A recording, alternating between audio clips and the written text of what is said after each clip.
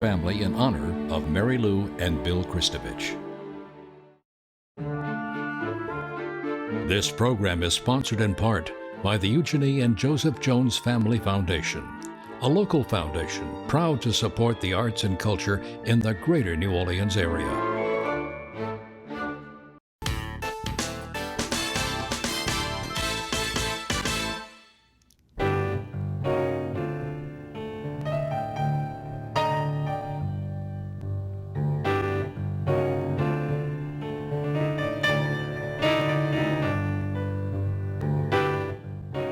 I'm Peggy Scott Laborde, and welcome to Steppin Out, with updates from the local restaurant, arts, and entertainment scenes. Joining me, Poppy Tooker, host of Louisiana Eats on WWNO Radio. Hey, Poppy, how are you? Hey, Peg. Hey. Good, thanks. And Ian McNulty, food writer for the Times Picayune, New Orleans Advocate. Hello, Mr. Ian. Hello. Hi. Doug MacCash, who covers the arts and culture scenes, also for the Times Picayune, New Orleans Advocate. Hello, Doug. How are you, Peggy? And Alan Smason of theatercriticism.com and the Crescent City Jewish News. Hey, Alan. Hello. Hi, Peg. Poppy, news from Boucherie Restaurant this time. I love Boucherie. I always have. And of course, that's our friend, Chef Nathaniel Zimmett. Boucherie is back in its original location on Jeanette Street, and that's where he's open for takeout now with a new menu that's an Eat Fit NOLA menu. So this is delicious, it's healthy, and what a deal. For $10, okay, delivery or curbside, Monday through Friday, roasted vegetable hummus and curry cauliflower, miso glazed eggplant with soba noodles. How about some grilled pork loin with quinoa and roasted squash? And for seafood lovers, lemon pepper shrimp with ratatouille. The menu changes every week. It's a bargain. It's delicious. It's Boucherie. And you know what, Poppy? It's just another example of trying to learn how to survive. You got to figure it out, don't you? Exactly. Lots of takeout in Carrollton now between Frank Brightson and Boucherie. That's right. And over to Ian. Ian, I know you are very well aware of how so many chefs are just trying to cope with what is, huh? Well, Peggy, it's gut check time. This has been a struggle for the whole hospitality industry from the beginning.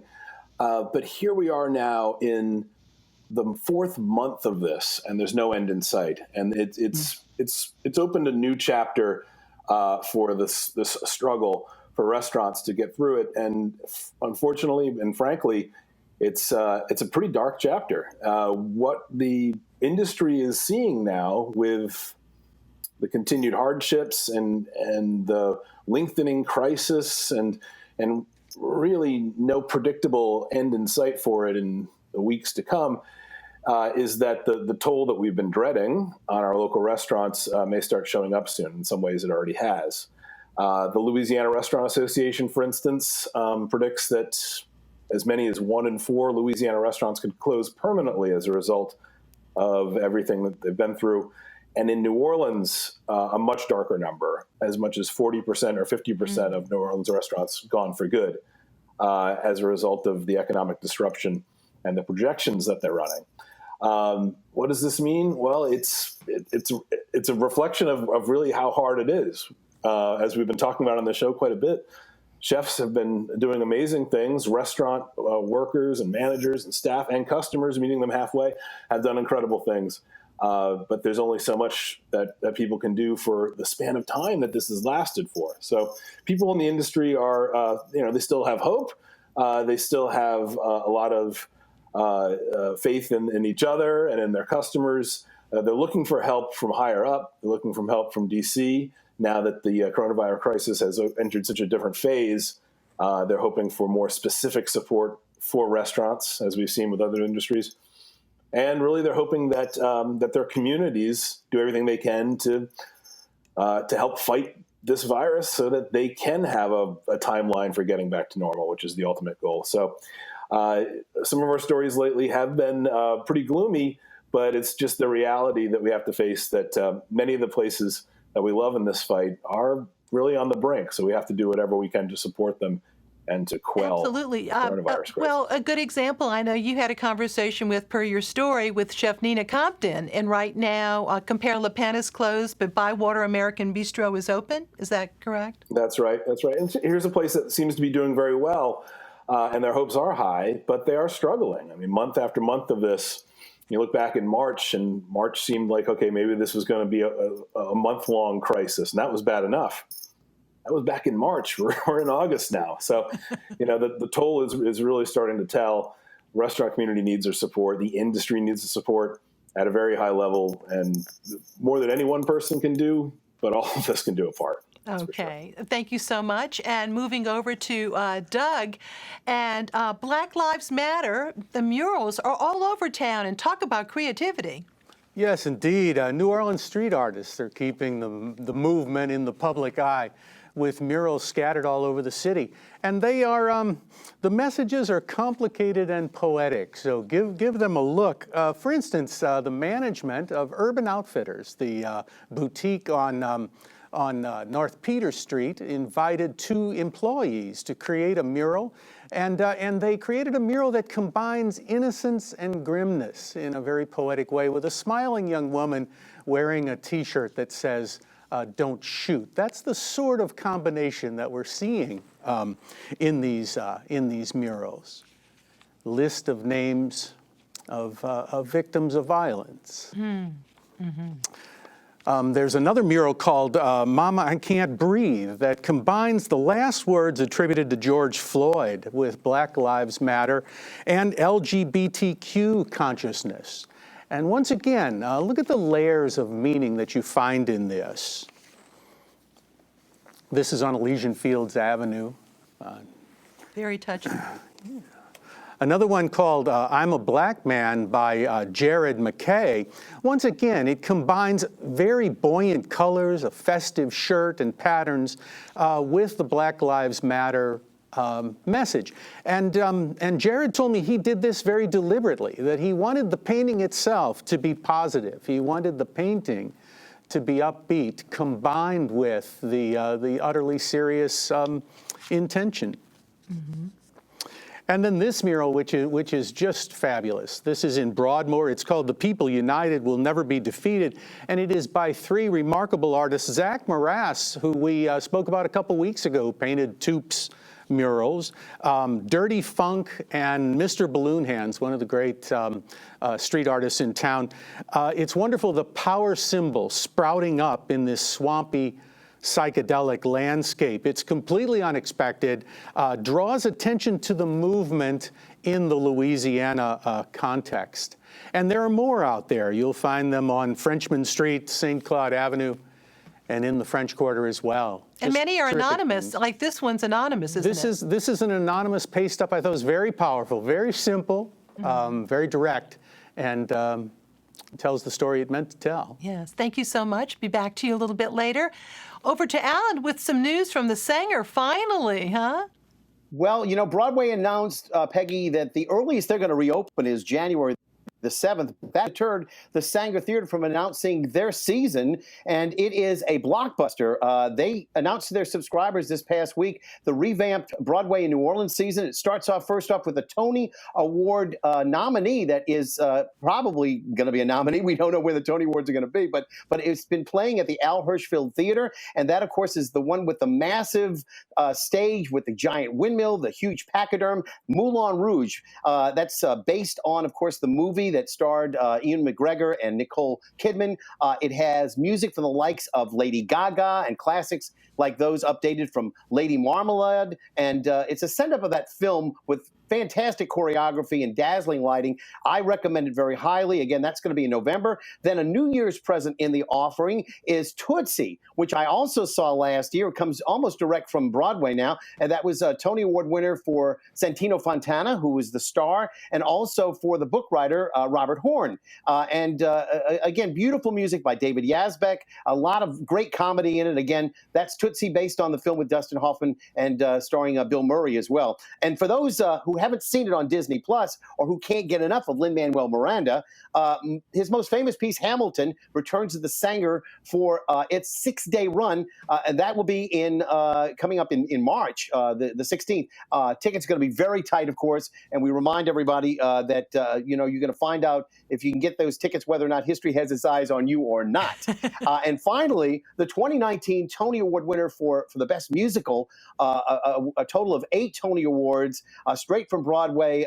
It's traditional jazz and blues music by Anais Mitchell, based on the Greek tragedies of Hades and Persephone and Orpheus and Eurydice. That's Hadestown, and it ranks as one of the best Broadway musicals I've ever seen. Again, check that out. That's going to be at the Saenger Theatre. And meanwhile, let's go from the Saenger to the Orpheum. They just announced that many of their ensemble pieces, et cetera, are going to be socially distanced coming up and streamed in their season as well. And they just announced a new executive director, Scott Harrison, who hails from San Francisco. They're looking for some great things, according to Mimi Kruger. Look for that for the LPO coming up in their season. All right. Thank you very much. And back over to Poppy. And the Crescent City Farmers Market keeps on cooking, huh? Woo! Talk about reinventing it's really themselves. Something to absolutely, and this is something to really celebrate in National Farmers Market Week, which we just happen to be in. Next month, that Crescent City Farmers Market is going to be 25 years old. Wow. And they are really leading the pack in the nation with some of their innovations. Their drive-through market success has been absolutely phenomenal. The number of people who they are servicing, the huge increase in orders that the vendors are receiving. It is so much fun, and it is the safest way to grocery shop I know. What you have to do is you have to order. If you're going to pick up on Sunday, that's the next one, you have to order by midnight tonight for Sunday pickup between 7 a.m. and 11 a.m. at Parkway Bakery. Then on Wednesdays, there's the Bucktown drive-through market. You order by midnight Monday night, and oh my goodness, there was a photo we showed of the incredible bounty at the market these days. There's a new mushroom vendor that has incredible varieties of mushrooms, including colorful oyster mushrooms. And the more colorful they are, the more vivid their taste is. And purple potatoes. And oh Lord, it's peach season at the market. You haven't eaten a peach, so you've had some of those peaches from the vendors who drive in from Alabama to bring them. There's seafood, there's meat, there's baked goods. And now on Tuesdays, they've reopened their walk-up market at Uptown Square. And you can pre-order and just pick up already fixed up orders. But the vendors are there, and you can get a little bit of your farmers market experience and still be safe. Oh. And I have something very funny. You know, I've been involved with the market for a long time, as is my friend Ian.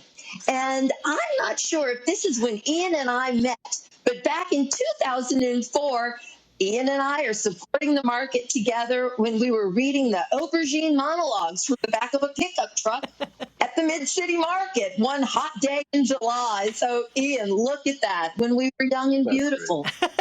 What a great photo. Thank you so much, Poppy.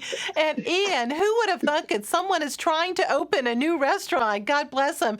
And on the West Bank, good news, huh? Great news. That's right, Peggy. For the hard stakes that we outlined for restaurants right now, hope springs eternal. You know, there have been a number of projects that have been in the pipeline for a long time, and they're coming to fruition now. The latest that we're talking about here is Plume Algiers, and this is an Indian restaurant. So right away, they got my attention because I love Indian food, but let's face it, we don't have too many options around New Orleans, and it's rare for a new one to come along. Although the West Bank has certainly had a reputation or a history of developing great niches for different types of cuisine. Plume Algiers is working its own take on Indian food, regional Indian food. This is not maybe your typical you go to curries and rice dishes, but more specialized dishes that kind of dive deep into the vast diversity of flavors that come out of India. This is a project of a young couple, Tyler and Merritt, who were from Carrollton Market, the great uptown bistro, which is temporarily closed right now. Well, they went off and did their own thing. And I got to tell you, the flavors just knock my socks off. This is a small menu. It changes frequently, but deeply traditional Indian food with some of the bounty of Louisiana ingredients in there.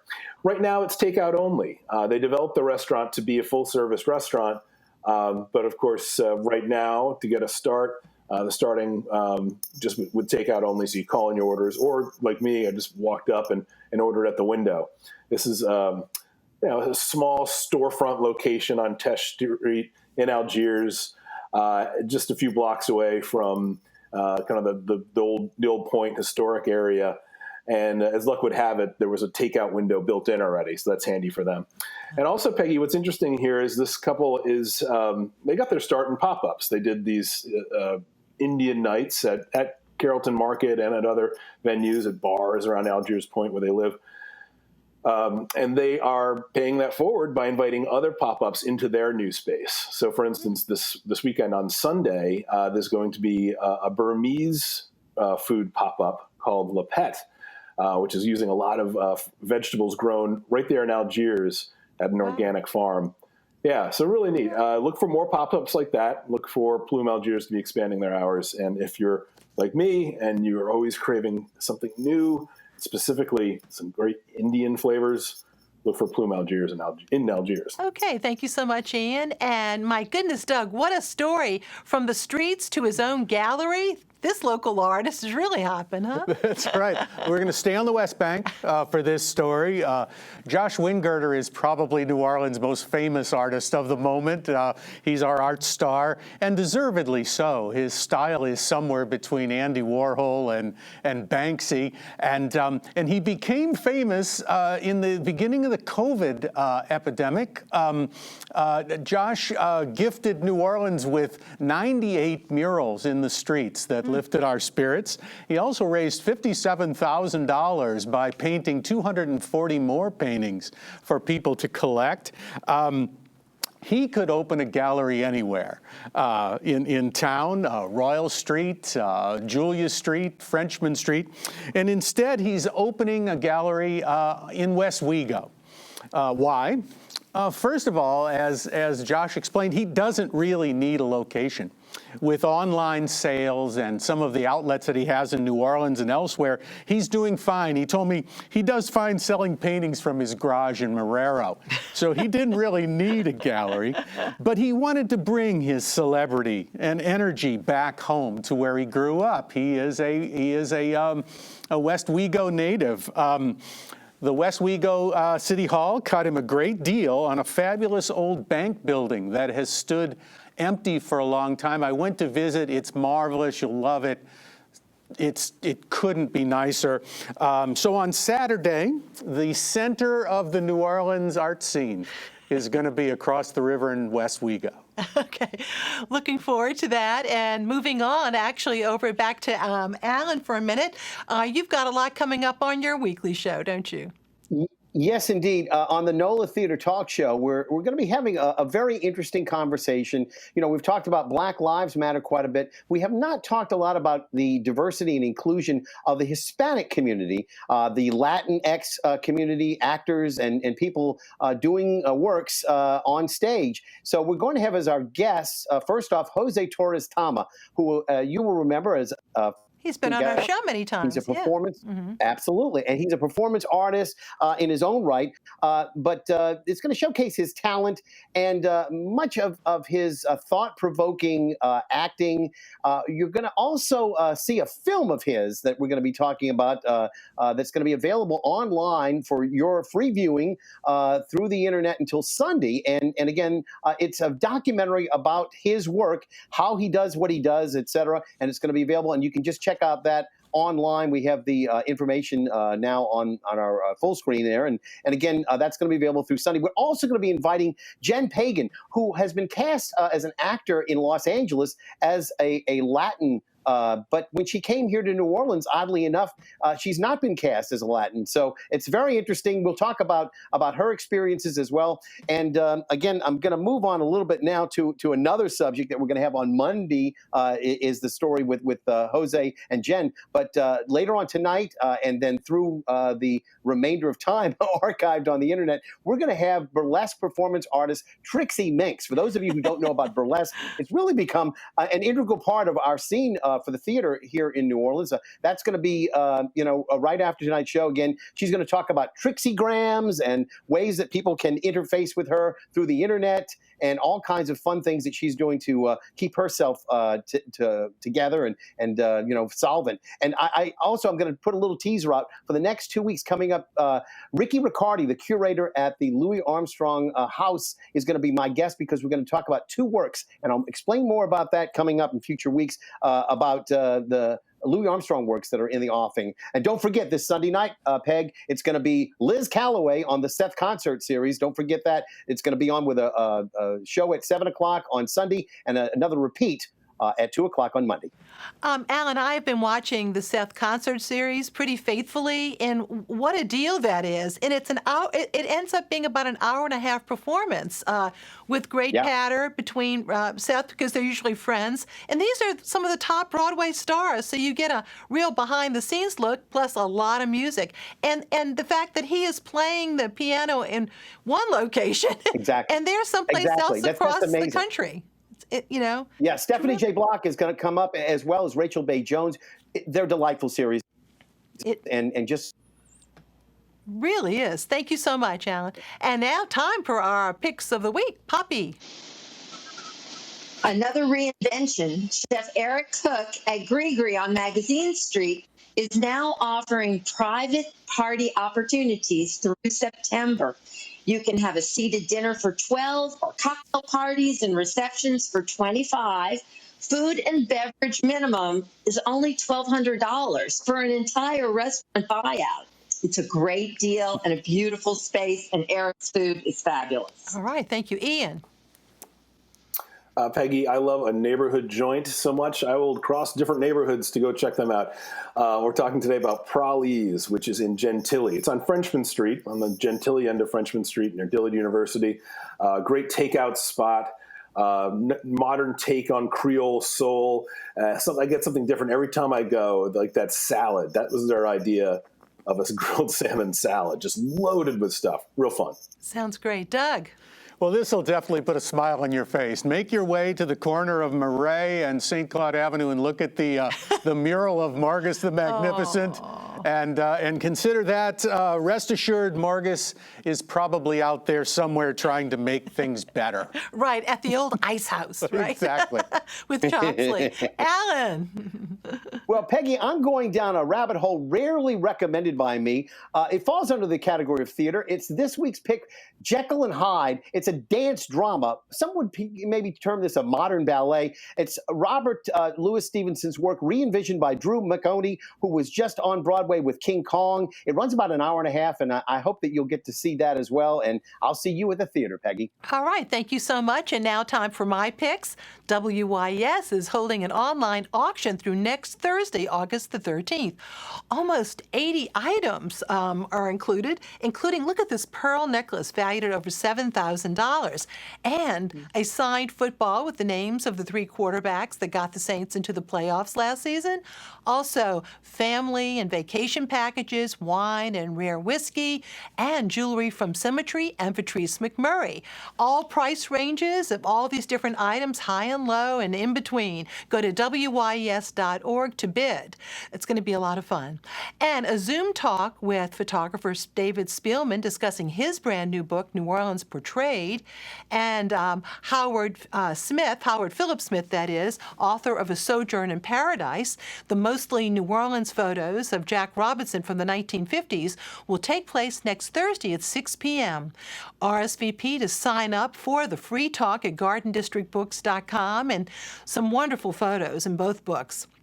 Betsy's Pancake House owner Mary Murdoch and Mr. Craig are making COVID masks for just $5 to benefit the group's Autism Speaks and Camp Challenge. They're actually making them at the restaurant. I hadn't been there in a while, and it was so delightful. And it's open Mondays through Fridays, 5:30 a.m. You will not see me at 5:30 a.m., but 5:30 a.m. to 2 p.m. And thank you all so very much. Appreciate you all being with us tonight. Thanks for watching. Goodbye. Bye. Bye-bye. Bye.